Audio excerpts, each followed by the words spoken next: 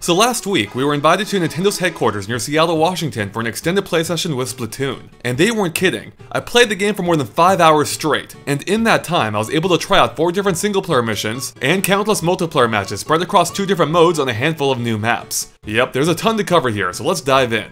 Okay, now in case you've been living underground, the whole idea of Splatoon revolves around playing as an Inkling. It's basically a half-human, half-squid hybrid that can transform between the 2 forms at will. In human form, you're able to use a variety of weapons to spray ink all over the place, which you can then swim through in squid form, which is way faster, allows you to travel up walls, refills your ink, and effectively makes you invisible to the enemy. But there's a catch. You're also extremely vulnerable, as in you have no offensive or defensive capabilities. Yep, the squid form is primarily for traveling and laying low, literally, whereas the human form is what you'll use to go on the offensive with. And it's this balance that makes Splatoon so incredibly interesting, as you'll find yourself constantly and effortlessly transforming between the 2 forms in order to tackle enemies while keeping on the move. Now according to Nintendo, each person's Inkling will be distinctly their own, as when you first start up the game, you'll be taken through a quick tutorial in which you'll also customize your Inkling's appearance to your liking. And once you have, you'll be free to explore Inkapolis Plaza, the bustling homeworld of the Inklings, as well as a central hub of Splatoon where you'll access all the game's major features. Want to play online? Head for the tower. Or if you want to check out the single-player campaign, head on over to Captain Cuttlefish hiding out in the sewer over there. You can even interact with the citizens walking around, which are actually the avatars of other Splatoon players from around the world, allowing you to see what equipment they're using and their current level. And speaking of equipment, the plaza is also where you'll go to outfit your Inkling for the single-player campaign, which you can do by visiting any of the various shops. Drop by Sheldon's for weapons, or Annie's for headgear, Jalonzo's for clothing, or Krusty Sean for shoes.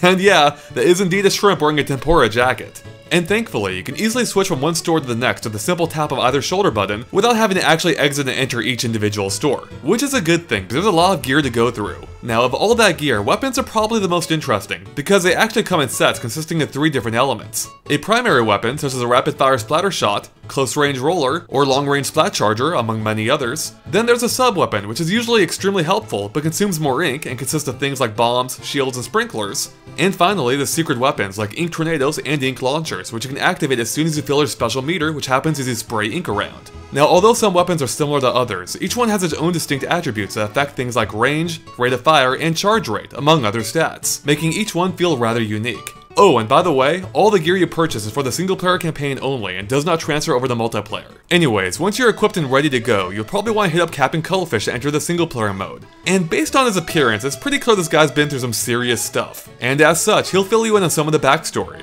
So as it turns out, a group of octopuses known as Octarians has stolen Inkapolis' primary power source, a giant electric catfish, and it's up to you to get it back. But in the short term, you'll also collect a zapfish at the end of each level, which the Octarians are also using to power the local operations. So once you're up to speed, Captain Cuttlefish will set you free to explore Octo Valley, which is the underground homeland of the Octarians, as well as the main hub of the single-player campaign. Here you'll access the various levels by using portals hidden about, which you'll first have to uncover by spraying where you think they are with ink. Now, Splatoon isn't really your typical shooter, and part of this is in how the game combines shooting and platforming, especially in the single-player campaign, where you'll find yourself hopping between platforms, climbing towers, riding ink spouts, crossing ink rails, and navigating floating sponges that grow bigger as they fill with ink. And we're just getting started.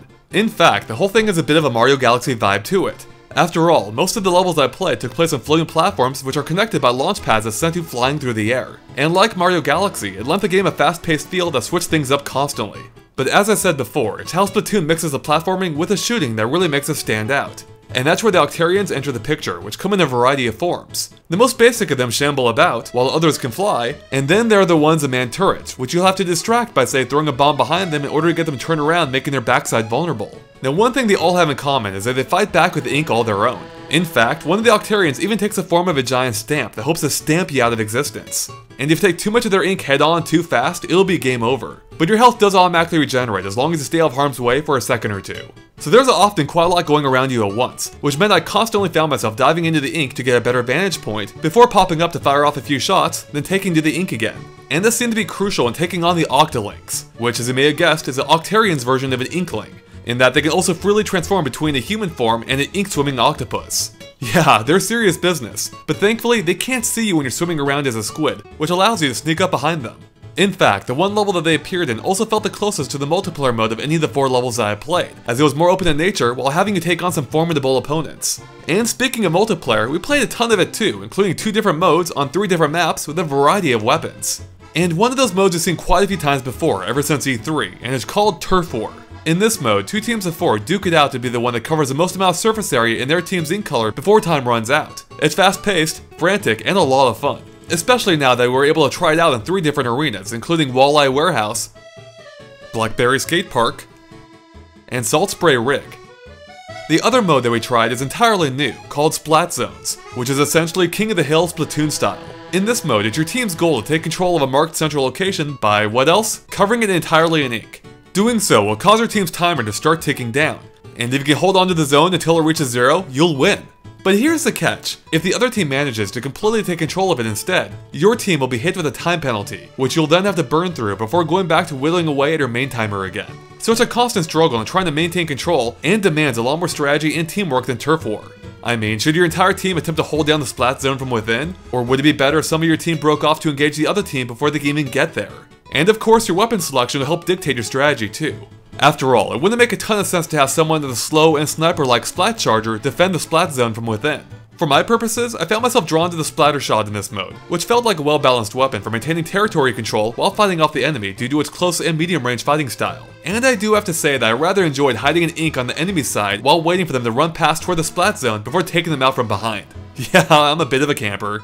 Anyways, both multiplayer modes are a blast to play, but Splat Zone definitely seemed to be the more strategic and skill-based of the two. And it seems Nintendo's aware of this, because this mode's handled a little differently than Turf War is. You see, Turf War falls under a category called Regular Battle, in that it's a mode that aims to be accessible and enjoyed by anyone regardless of skill level, whereas Splat Zones, due to its heavier skill requirements, actually falls under a different category called Ranked Battles, in which you'll earn a letter grade starting at C for your general performance, and the game uses this to match you up against similarly ranked players. So, because of its greater barrier to entry, ranked battles won't be available to play from day 1, as Nintendo's only going to unlock this mode once enough players worldwide reach level 10 in regular battles. And even then, you'll personally have to reach level 10 yourself in order to access this mode. So clearly, I saw quite a bit of Splatoon in my 5 hours of gameplay, and yet it still feels like I'm just scratching the surface. The single player was creative, the multiplayer hectic, and there seems to be a ton of charm throughout. Just wait until you see some of the shopkeeper's dialogue. Oh, and regardless of which mode I played, the presentation is fantastic across the board. The game ran at a rock solid 60 frames per second while looking great to boot. I mean, it really looks and feels like you're swimming through ink, and this is partially due to the game's fantastic controls. As I said before, switching between the two forms really was completely effortless. And aiming also felt great, with the motion controls allowing a level of responsiveness and precision not often seen in console shooters. And don't worry, you can still use a right stick instead too. Although I did have some difficulty in gauging the exact range of my weapons, particularly as each weapon's range is different. Okay, so to wrap things up, Splatoon looks great, controls well, and was a ton of fun during my hands-on session. But I do still have some unanswered questions, such as how long the single-player campaign will be, what other modes might still be left to find, and if the multiplayer will have enough depth to hold my interest for long. And unfortunately, Nintendo also confirmed there's no voice chat in the game at all, which is disappointing, especially given the more strategy-based nature of Splat Zones. But overall, I'm pumped to play more. Alright guys, thanks for watching. Make sure to stay tuned to GameXplain.com for tons more Splatoon, including more gameplay videos as well as our upcoming discussion. And of course other things gaming too.